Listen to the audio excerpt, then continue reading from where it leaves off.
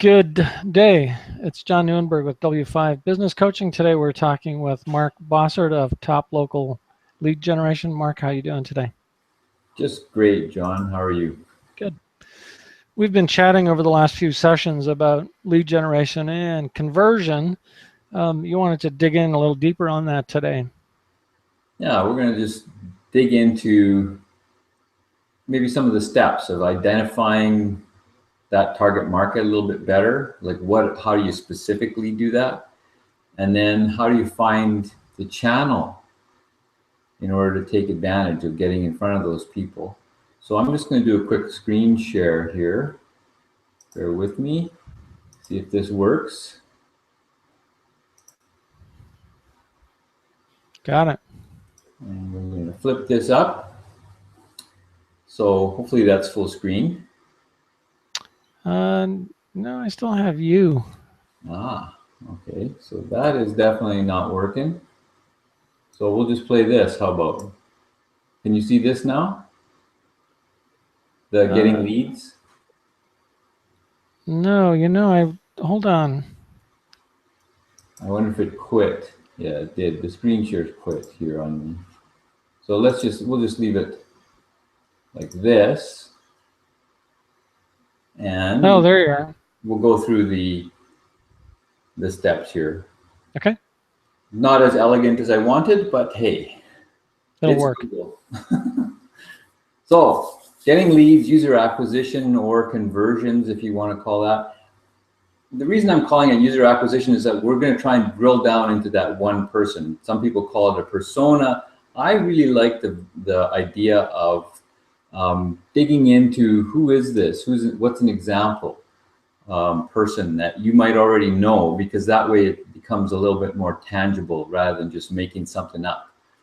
So how do we deliver value? What's the purpose of all this stuff? Is we want to create a product or service that delivers value to a subset of people. That's your target market. This is just a bit of a reminder. And number two, we want to get in front of those people regularly in the right way. So here we're digging into the steps of doing that. So what channel would we possibly use? There's so many. I've just outlined a few here: blogging, Facebook, Twitter, Instagram, YouTube, search. How do we determine which one? Well, that's determined by what is the people who are in our target market actually using. So we're going to dig into in the next minute or two about how we find that.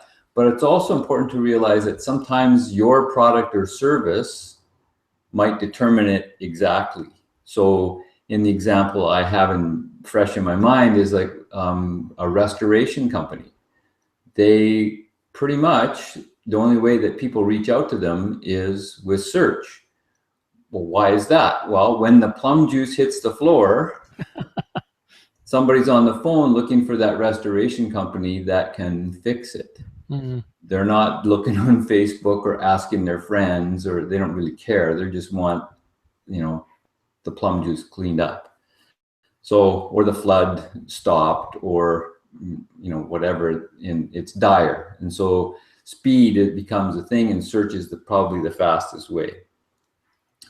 So given that, say it's another product or service other than that, then we want to identify a person. Who are we actually selling to? Who's that ideal market?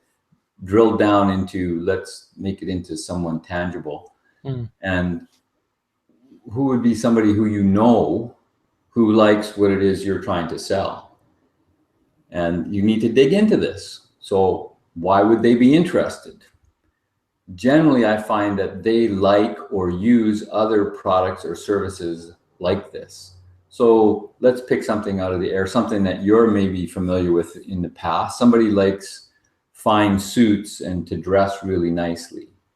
Not that you don't dress really nicely now. I'm just talking about your past work history. Yeah, no, I get it. So why, what's their day like? It's Bob. Bob likes to dress really sharp. Bob buys all his suits at Nordstrom's or at Harry Rosen. He's always, you know, blah, blah, blah. You start to define all these things into a list of, you know, what are the parameters of what's this person like? What's their day like? You know, Bob owns his own company. He's, you know, very successful. These are all giving you clues that you're going to use. So, you know, we dig further. What websites would they be visiting, especially when they're thinking about this area of their life? You know, perhaps they love Instagram because Instagram's a place where there's a lot of fashion information. So, you know, perhaps this guy's a little bit towards the fashion plate end of things, you know, GQ style kind of guy. He's into that. And, you know, what websites would that represent? It gives you an idea where you might advertise. Instagram gives you an idea of, oh, well, let's dig into the social media side of things and start to see if we can identify the target market that's beyond just Bob, but using Bob as the simulacrum. So then we're going to check out their account on that most used media. Dig into it. Who do they follow? What hashtags do they use? This is probably the big key to really finding someone on Twitter or Facebook or Instagram, to find that kind of a magical, huge group of people, because they'll have almost unconsciously adopted a hashtag that, you know, becomes the statement for the whole group. You know, it could be hashtag dapper or fashion, or, you know, I don't know what it is, you know, but you find that. And so you look for those things, and you also look at who they follow and start to what groups are they in, etc. And these all become clues for you to be able to identify that market. And then all we want to do out of all this process basically is, the point is to generate that step-by-step think through process for each channel, for each product or service. And it's really makes it simple, not easy, but it simplifies, makes it into a process to further understand who your ideal customer is and where they are, so you can get your value in front of them. And that is all I wanted to say today. So if I could summarize a little bit, what I think I hear you saying is that if you don't know what your target looks like, you can't find it. Absolutely. So the degree to which you can define your bullseye, if I can use that metaphor, is the degree to which that you'll have any success at in fact hitting it. So while it may seem like, you know, sort of an empty exercise or kind of theoretical, in fact, it does answer the question, is you can't hit what you can't aim at. And so the better you are at figuring out what you're aiming at, the clearer the chances that you'll actually be able to discover or hit it, or even recognize it when you see it. Sure. It's the old copywriting story of who would you rather sell to? A group of people?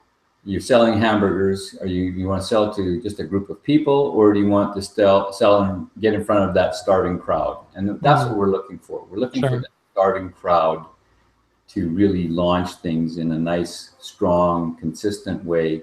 So we always have leads every week. Awesome. Well, today we've been talking with Mark Bossert of Top Local Rankings. You can find him at the phone number you see there, 778-385-0098. Send him an email, mark@toplocalrankings.com, or check him out on the web at www.toplocalrankings.com. Thanks today, Mark. Thanks, John. Cheers.